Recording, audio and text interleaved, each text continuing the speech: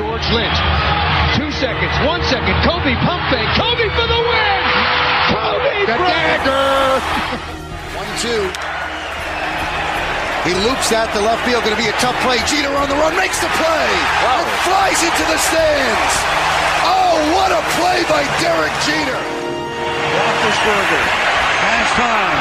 Throws to the back of the end zone, and it is caught for a touchdown by Holmes. This is the Personal Foul Podcast. I'm your host, Colton Gesser, back for another show this week. Got a special guest coming on the show this week. He's a producer and on-air host for the warm-up show for Mike Gill on 97.3 ESPN. You can listen to him on Monday through Friday, 1 to 2, as Hunter Brody and Mike Gill will now take you on 2 to 6. And you'll hear him on the weekends from 12 to 2. This is Josh Hennig. Thanks for coming on, Josh. Colton, appreciate you having me on, man. Hey, man, no doubt. Talked to you.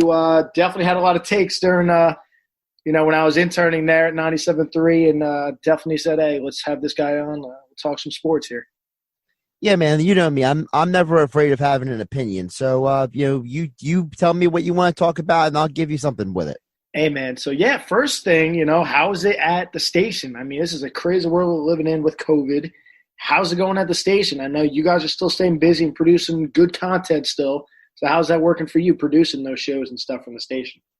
It's interesting because when all of this first started, I was probably one of the more optimistic people in all of media, I would say.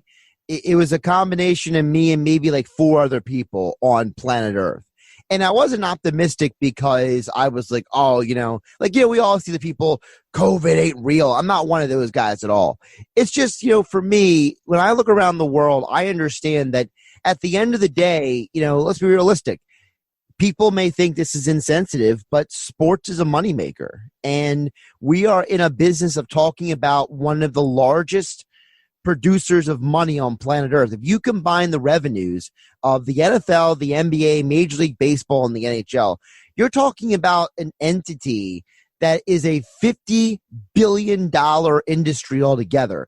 That's more than half of the world's grand gross domestic product of many countries. So if you think about it in those terms, sports was always going to find a way to survive and come back. So listen, to some people that may sound insensitive, but money talks. And the reality is that, it's been weird at times. It's been tough. It's been mentally taxing at times because you're fighting some of the people who are irrational about certain things when it comes to, COVID-19 or about, the issues of social injustice. But, I think that, sports is going to be a uniting force and help bring us into a better world there on after.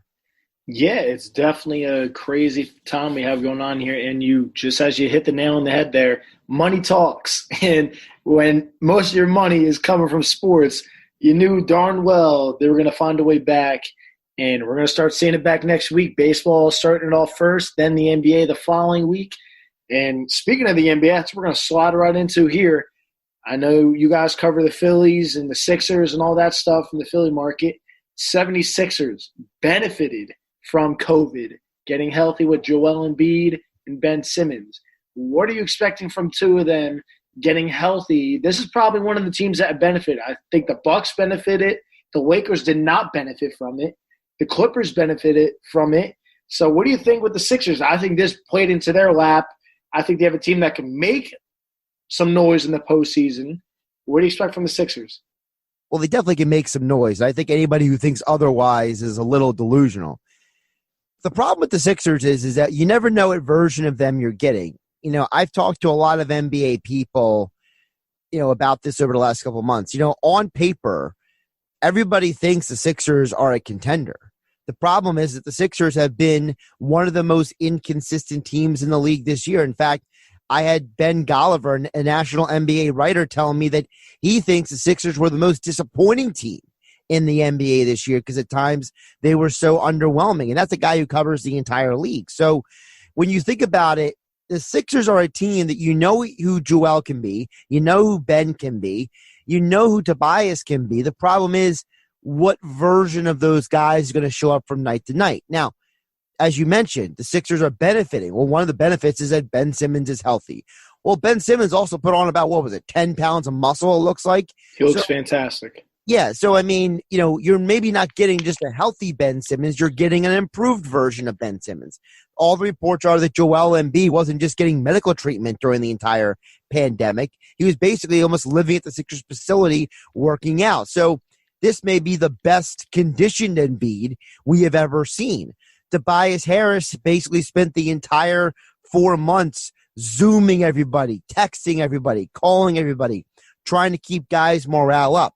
So the chemistry may be better. Tobias Harris himself admitted, listen, our chemistry was poor earlier this year, and I wanted to work on that. So your 3 biggest names on the team all are coming back with something beneficial. So the Sixers are definitely a contender, but time will tell what version of the Sixers shows up from night to night.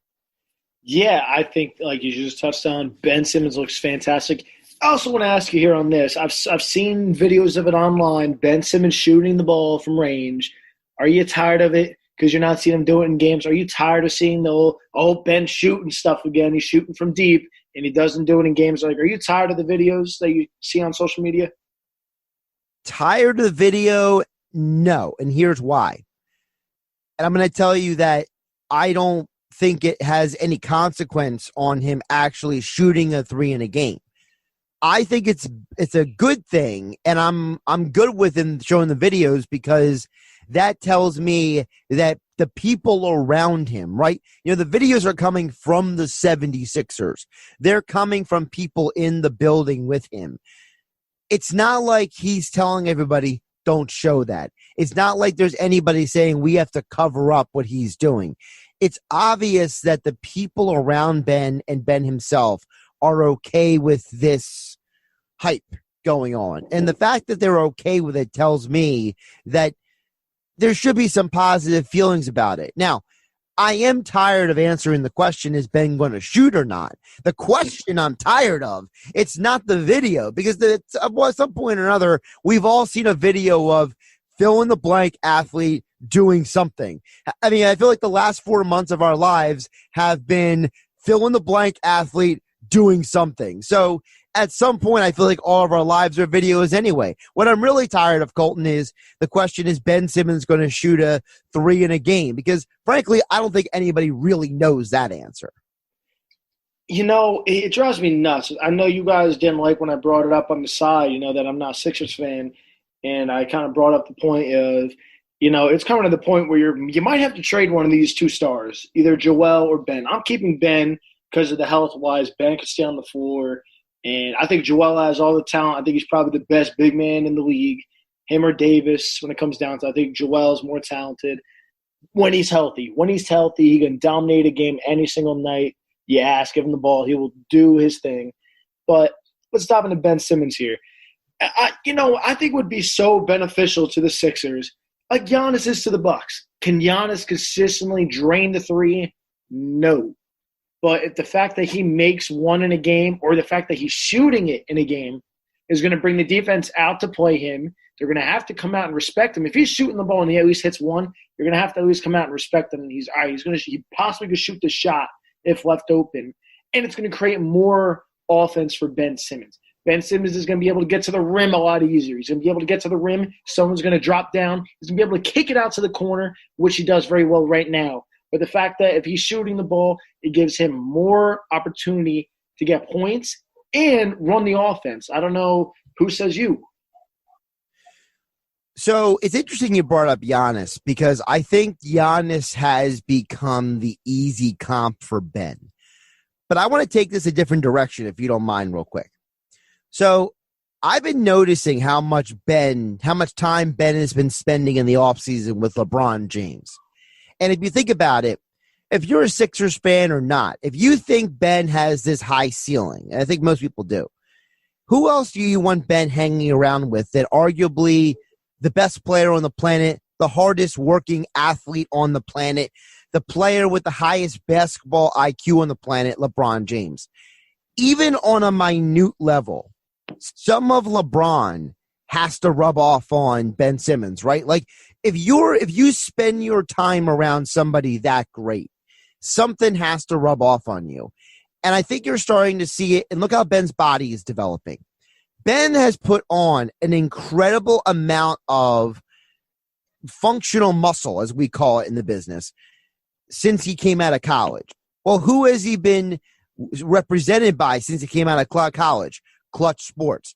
What is Clutch Sports? Owned by LeBron James. Who does Ben spend all of his time with in the offseason? LeBron James and all of the Clutch athletes in that organization. So Ben is not just hanging out with the boys, right? He's not just training with his guys. He's hanging out with legit NBA players. So top tier players, not even just the best. The top tier guys, one of the greatest of all time he's hanging out with, who has kept his body in top shape, and he's learning from the best. And you're seeing it, as you just touched on, with Ben coming into Orlando looking fantastic. Yeah, so let me just bring this full circle. So the thing with Giannis, and again, I know it's an easy comp, but I think the better thing to people to say is if Ben Simmons can take 10, 20% of LeBron with him for the rest of his career, I think that is where Ben's future lies, because his ceiling is, I think, closer to LeBron maybe than Giannis, because Giannis, I think, might be more physically gifted than Ben is overall, just because of his body, his length, his just ridiculous athleticism. I think Giannis is arguably one of the three most explosive athletes on the planet. But Ben can do that Giannis can't. I think Ben has the ability to think on the fly better than Giannis. And I think that's where LeBron can advance Ben and say, here are your physical tools. This is how you amplify them. Yeah, I mean, the way he sees the floor is a lot better than Giannis. I mean, Ben is very, very good at seeing the floor. I think he's very, very similar to LeBron James, the way he sees the floor. And figure LeBron James wasn't shooting that good at this age when he was in the league. I'm sorry to tell you. Everyone sees it. LeBron's not that good of a shooter when he first got into the league. Ben's not shooting at all. I think Ben can be very, very, very good in this league in the future. Figure he's turning 24 in a few days here.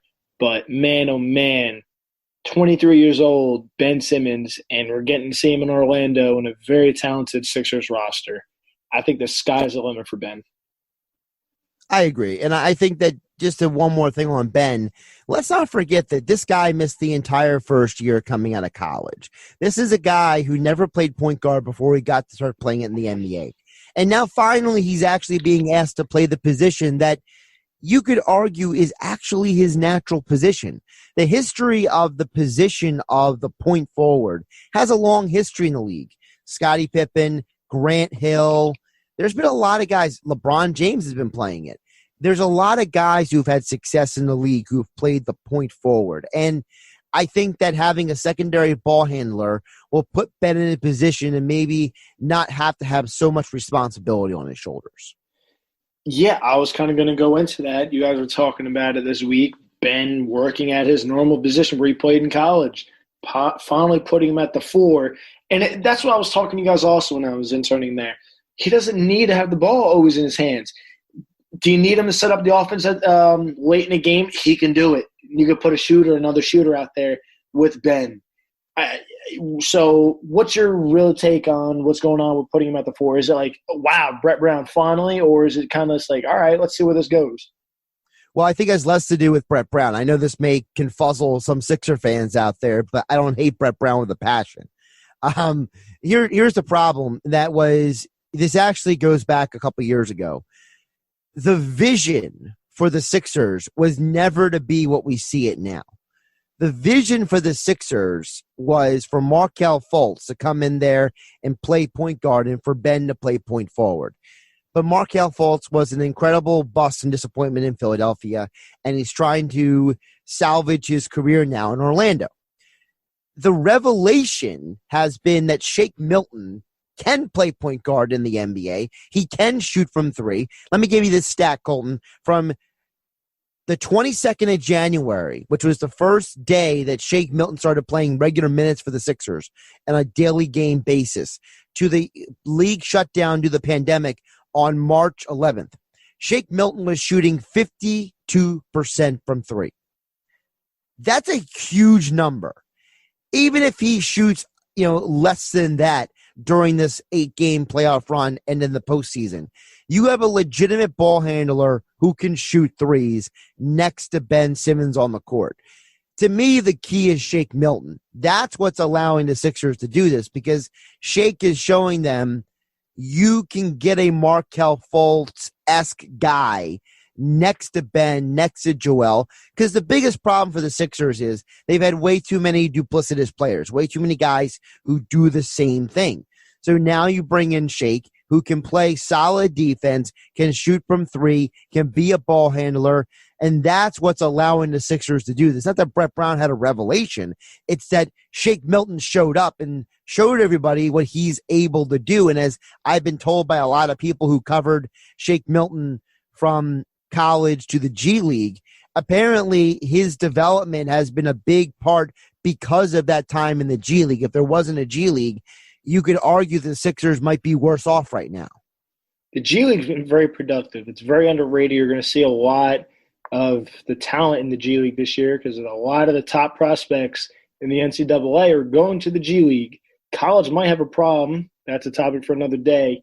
But the G League's definitely been very helpful to a lot of players. Spencer Dinwiddie, Alex Caruso, the list goes on for players that have been very productive from the G League, getting that help, getting that extra work to the NBA. And you know who I think is going to be huge for the Sixers? I think it comes down to Tobias Harris. I think his shooting has to be top-notch in Orlando for Philly to really make some noise, because you got an overpaid guy in Al Horford on the bench who's going to be coming off the bench. It's going to be interesting to see how that works for the Sixers. You saw a little bit at the end before Corona shut everything down, but I think Tobias Harris is going to be that piece to see how far the Sixers go. Yeah, let's not forget, like I said earlier, this is a guy who spent the entire last few months connecting with everybody, trying to keep everybody on the same page, trying to communicate, putting, hey, what are you doing? What are you working on? Having Zoom calls among the players, texting group texts. Like, this is a guy who's going out of his way to be the leader this team needs. Because let's be realistic, Joel and Ben are both younger than Tobias. So you have Tobias Harris, a guy who's older. He's new to the Sixers, but he's been around the league a lot longer. He's taken this leadership role, and I think that could actually maximize things too, because now guys are going to start looking at him as a leader and not just another dude. Yeah, and you're seeing how big of a nice guy that Tobias is. I'm loving watching the clips from Orlando with him and Boban, who were teammates with the Clippers before they both were shipped off. But, Tobias is a good dude, as you just touched on, reaching out to all the younger players and all the rest of the Sixers just to keep the morale up, because, man, we're in a crazy time right now before, everything's kind of getting back to normal for those guys. They're not with their families, but they're getting back to the game of basketball, which they do love, and clearly making a nice penny playing. Yeah, and again, just to bring up that point again, you mentioned about the families. The one thing I am tired of hearing is, I'm away from my family. Listen, man, 2020 has presented the entire world with a lot of difficult decisions. There are people working at the local supermarket every day, let's be realistic, taking a risk, being out in public.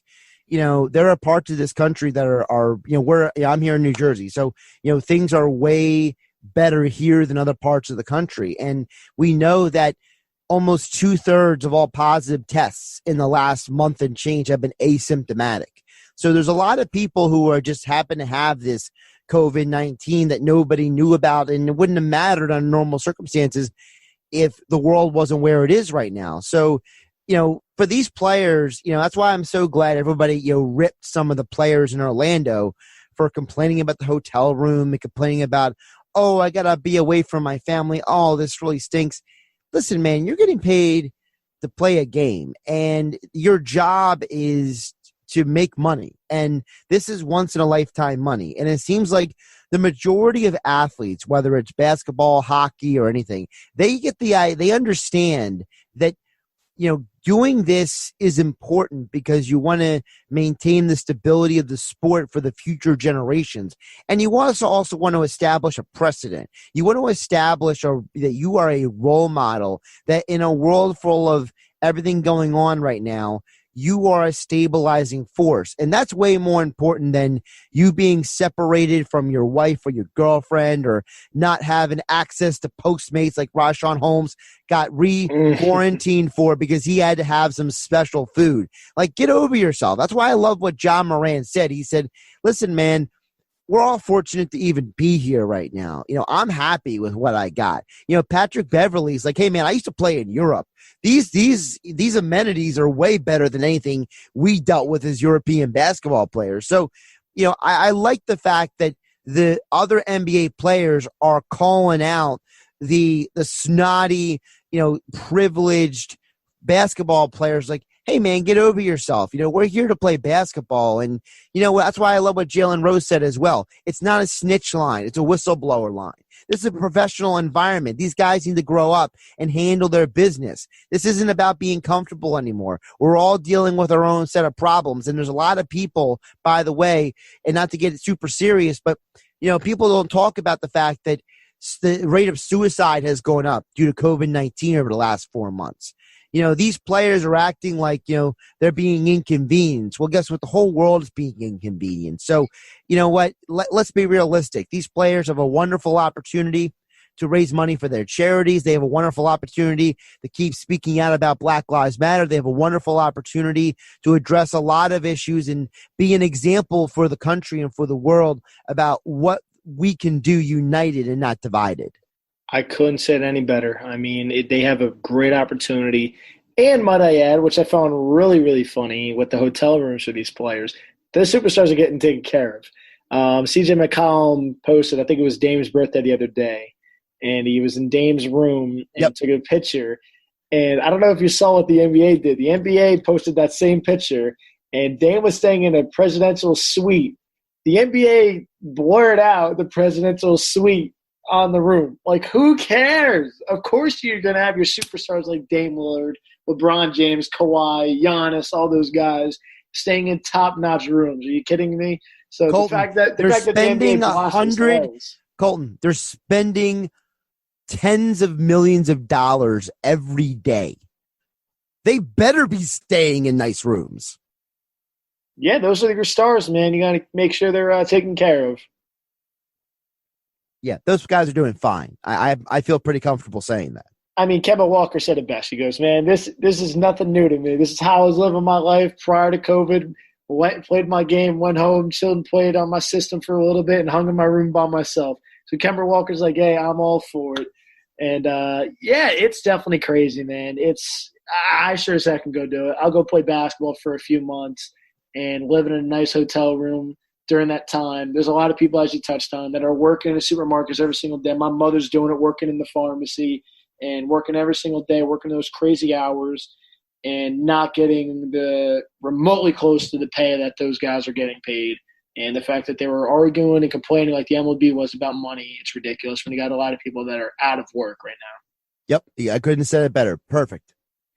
Then another topic, I wanted to get into it before we got into the NBA, but I just slid right into it. It was a perfect slide in with the NBA. You were talking about it a little bit this week. Patrick Mahomes got the mega deal a few weeks ago. I know you were talking about it this week, Philly with the Eagles and Dallas, clearly rivalry there. Dak Prescott didn't get the contract extension on Wednesday before the 4 p.m. deadline. I think Dallas blew their opportunity. I think Dallas is in a very awful spot now with Dak Prescott. It's either going to go down to Kirk Cousins line or they're going to tag him again next year, and the following year they're going to let him walk. I think Dallas is in a really, really awful situation. They could have paid him. You don't think he wants money? He was getting paid $500,000 a season as a fourth-string quarterback for the Dallas Cowboys. Not fourth-string quarterback, fourth-round pick quarterback for the Dallas Cowboys. Done everything right, from the media to standing for the national anthem when that was a problem. He said everything right in Dallas. And the fact that Jerry will not take care of Dak, it's just mind-boggling to me. He's won the division before. He's won playoff games. What else do you need to see from this guy? I get he's had all the talent in the world offensively, and he's going to have it again since they took CeeDee Lamb this year. Locked up Amari Cooper. Michael Gallup's still there. Zeke, a great O-line. So I get he should be able to flourish in that offense, and he has. What do you think's going on with Dak? Do you think Dallas messed up not paying him. I sure as heck do. I can't believe they're messing around with this with Dak when there's not any free agent quarterbacks. You're like, you know what? Heck with this. We're going to franchise him, and then we're going to go sign someone. You're going to be back in square one. It's a quarterback-driven league, and Dallas is playing around with Prescott. I just find it mind-boggling. So a couple things here. Number one, let's start with the precedent. The last quarterback to be franchised and accept the franchise and play it out was Kirk Cousins, and we know what happened to him. 2 years later, he was in Minnesota. So let's start with that. Do we really believe that there is a healthy relationship right now between the Cowboys and Dak Prescott and his people? Yes or no? I would go no. I mean, he's got to be aggravated. I got to tell you, like, on the low. He's handled everything well. He hasn't said anything negative in the media. But I know darn well he is not happy not getting an extension yet. It's like a slap in the face. Like, what else do I have to do other than win a Super Bowl here to get an extension? Right. Now, what is also a slap in the face is Ezekiel Elliott got paid before the quarterback. He plays running back. The wide receiver you traded multiple first-round picks for got paid before the quarterback. The all-pro guard, Zach Martin, got paid before the quarterback. Now, of those three guys, I feel like the hierarchy in guys of getting paid, if you look around the NFL, nobody's paying running backs. There's only a couple wide receivers who are legitimately getting paid big dollars. And let's be realistic. Zach Martin is more valuable than both of those guys I just mentioned. Now you have the quarterback. I think the problem is that the Cowboys don't value Dak. I think that there's a perception, whether it's real or not, that Dak Prescott was a fourth-round quarterback, and anytime there's not a first-round quarterback, if you're not a first-round quarterback, you're treated differently. I think Dak is being looked at differently by the Cowboys. I think there's a perception that he is a byproduct of his environment, whether that's true or not. I can't confirm or deny because we haven't seen Dak in adverse circumstances except for one single time. So let's be realistic. We don't really know what Dak can be. What we do know for a fact is that the Dallas Cowboys are an organization that made a lot of good personnel decisions for about almost a decade. They drafted offensive linemen instead of flashy players. They went out and spent their money wisely on the interior of the defensive line. They arguably have the best linebacking core in the NFL. So we know the Cowboys are not stupid. There has to be a reason why they are not paying him. I don't know what it is. I don't understand it. But I know two things for sure, Colton. Number one, I wouldn't be surprised if Dak Prescott is playing in a different uniform 2 years from today here in 2020. If it's 2021 or 2022, if he's somewhere else, I wouldn't be surprised. And number two, I know for sure that Jared Goff and Jimmy Garoppolo and Carson Wentz and Kirk Cousins have all gotten contracts. If Dak Prescott is supposedly in that category, wouldn't you think he would be getting a contract? There has to be a reason why he hasn't. And don't give me the garbage of the Cowboys saying, oh, we thought we had a deal and we ran out of time. You're telling me if all the numbers added up, the deal would have been done already? Everybody's trying to save face because it's becoming more and more obvious that everybody has totally and positively dropped the ball on this Dak Prescott situation. Yeah, I mean, it's definitely one of the crazier things in the league. A guy that's been very productive. Would I say he's in that elite category? No. But at the same time, we talk about how good Matt Stafford is, and what has he won in Detroit? A whole lot of nothing. He hasn't made any other players really that good around him. I'm sorry to tell you, Dak Prescott has had a better career so far than Matthew Stafford has had. And Dak does not have a deal, which is mind-boggling. As you talk to him, it's like, what's going on? There's definitely something behind the doors that we're clearly like, it's not even that like we don't see it because we see it. Quarterbacks run this league, and the fact that Dallas is not paying their guy yet, it's crazy. And as you just touched on, I do think the wide receiver is valued high, especially when you trade your first-round pick to get him. I think you're kind of forced. Like, it's like one of those things. You're going to trade a first-round pick and not extend the guy. Dallas's hands were tied there. with Cooper. So you knew darn well they were not going to let him walk. Zeke is very interesting, though. As you just touched on, the running back is not high on the charts for teams to keep. You saw Pittsburgh let Lev Bell go, and Lev Bell, honestly, at the time, probably one of the best running backs, top 2. You saw the numbers he was getting in Pittsburgh. A boatload of scrimmage yards, one of the best we've ever seen in Pittsburgh. He was fantastic. Pittsburgh let him walk. I mean, that certainly tells you enough. Pittsburgh didn't pay him. And a guy like Zeke that sat out and said he wasn't going to come to training camp and was training. I forget where he was. I should know it. I forget where he was training. And he was, I'm sitting out. I'm not showing up to camp. I believe he's in Florida. Was it Florida? I'm not 100% sure. It's one of those fancy places because apparently he trains there all the time. I can't think about it off the top of my head. As soon as I'm done recording, it'll come to me. It starts with a C. See if you figured out what I'm talking here.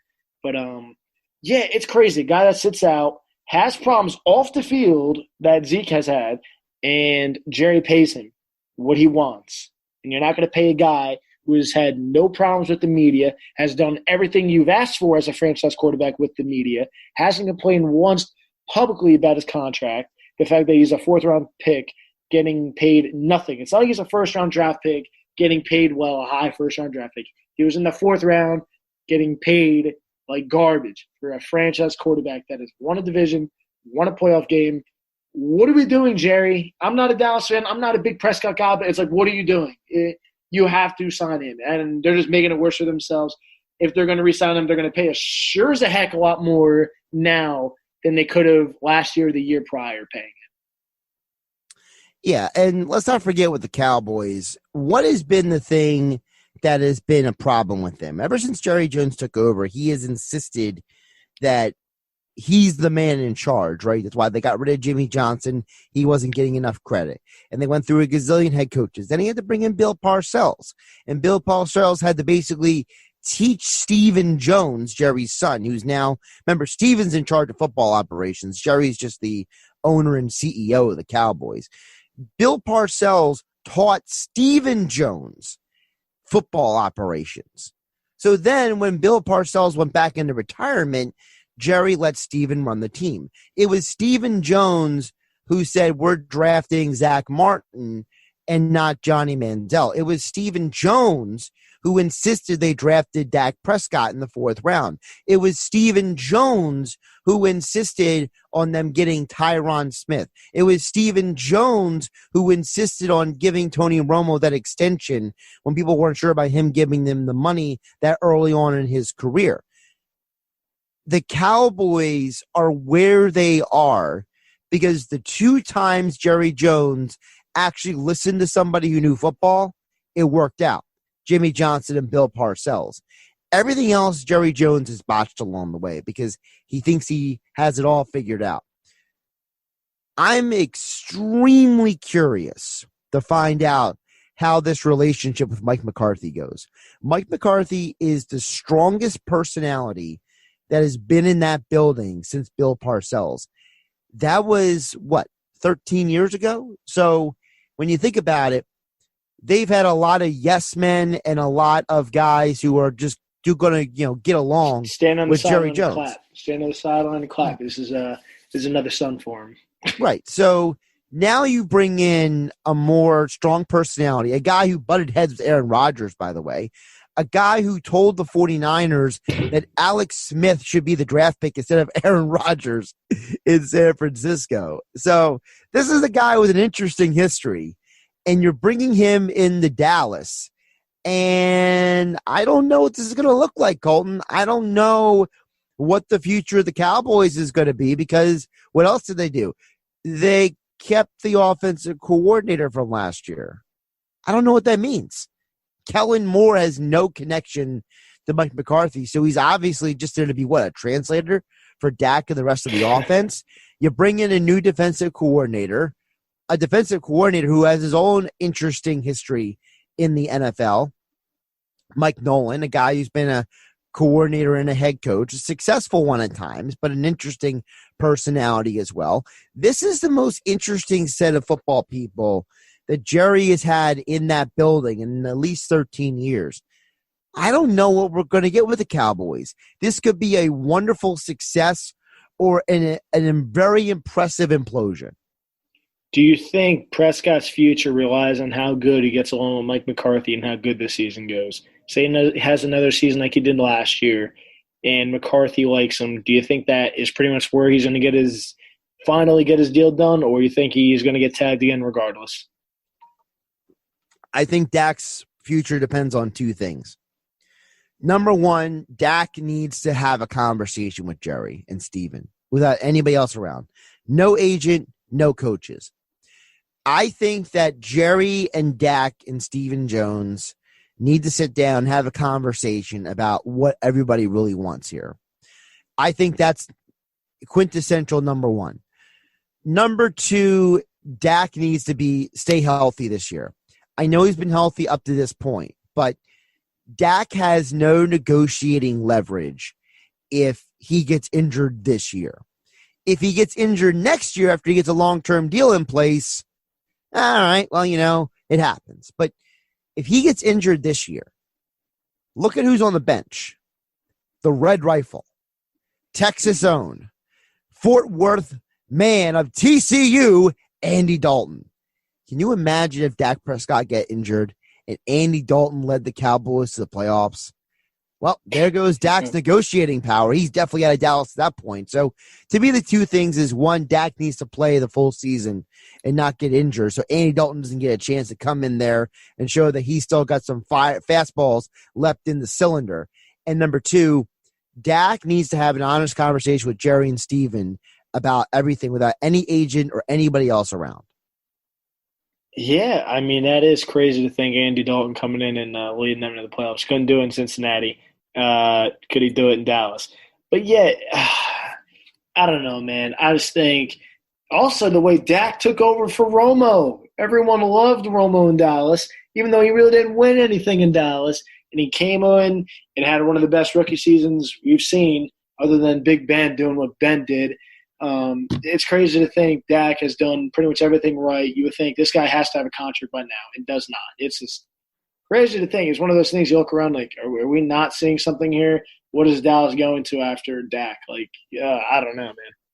I'll tell you one thing. If Dak Prescott is not still in Dallas when all this is said and done, you have to question what happens to Mike McCarthy too, because I don't think McCarthy got hired to rebuild. I think he was brought there to win. I think McCarthy was brought there to take what Jason Garrett couldn't do and take this team further. If Dak isn't there in a year or two, what do they do with McCarthy?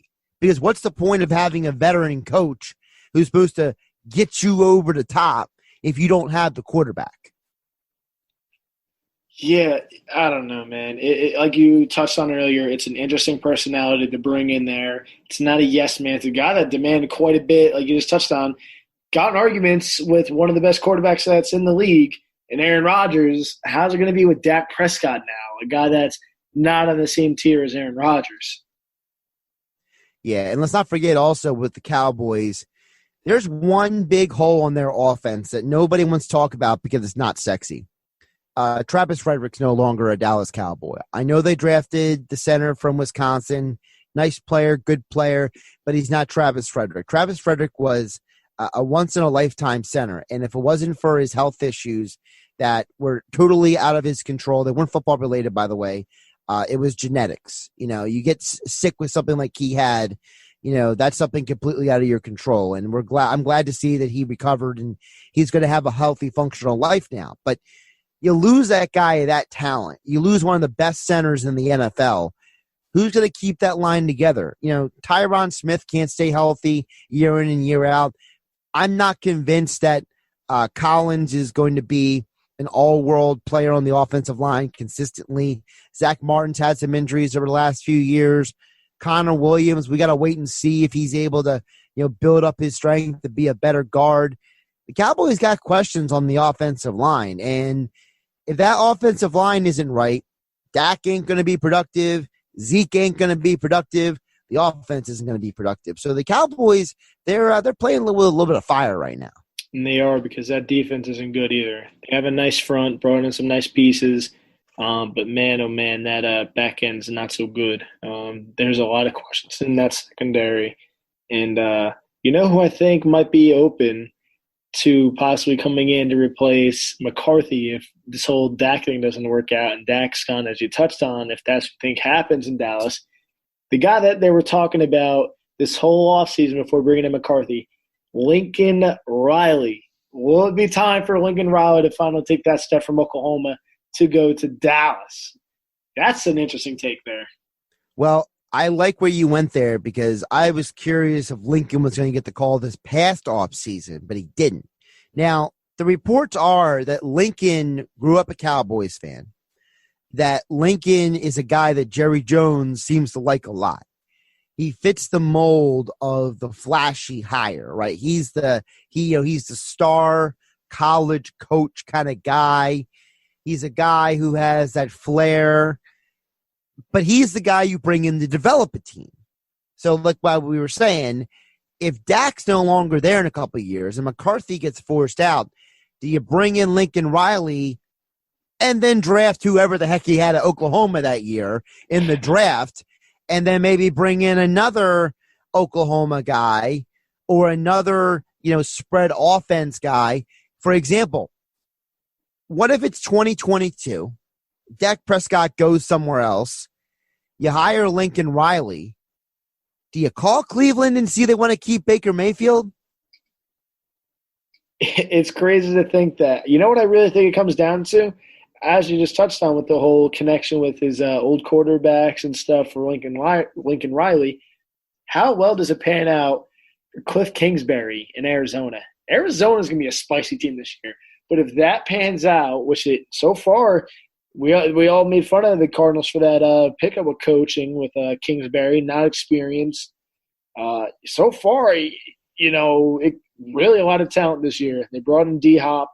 There's a lot of talent in Arizona. If Kyler Murray takes another step, you might see a lot of teams doing that again. We were all in love with Sean McVay a few years ago with how that worked out for the Rams. It might be the Cliff Kingsbury way of going into college and letting him draft one of his old kids and someone he enjoyed watching and playing. That's where this league might go again as hot topic. What's the, flavor of the week here? That's where this might end up going, with Dallas possibly, if this doesn't work out with Prescott.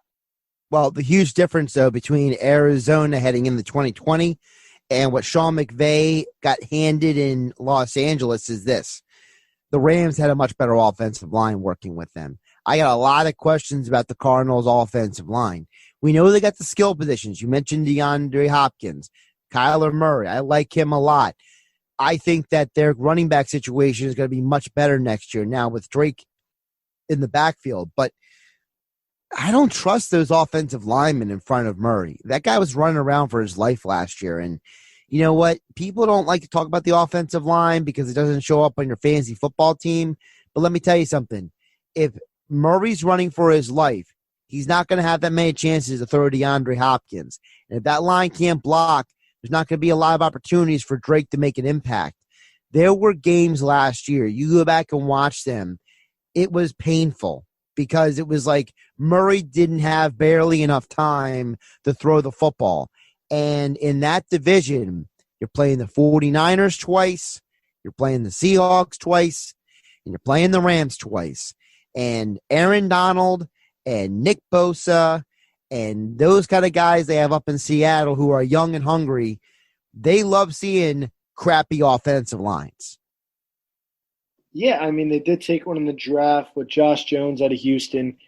But I think Arizona overall is set for a really, really, really spicy season. I think they got one of the best defensive players with the 8th pick in the draft with Isaiah Simmons.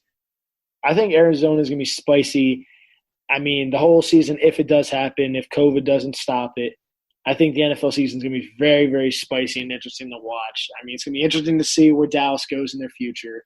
Will they go Lincoln Riley down the road if Dak Prescott doesn't stay in Dallas? Ward, we'll see. But, Josh, I want to thank you for coming on. I appreciate you having me on. You can follow Josh on Twitter at Josh Hennig. He'll be tagged on Twitter. You can follow him from there. You're also going to hear Josh from 1 to 2, Monday to Friday. And on the weekend, you get 2 hours of Josh from 12 to 2. Josh, again, appreciate you for coming on. You can follow a podcast that I just did yesterday with my man Will Gethard. The Play Action Podcast might be joining the Sports Opinions Podcast Network. You're going to have to check that out. Show yesterday posted about the NFC South. Man, got into it. Tom Brady, Tampa Bay. You're going to have to give it a listen. But that's a wrap for the Personal Foul Podcast.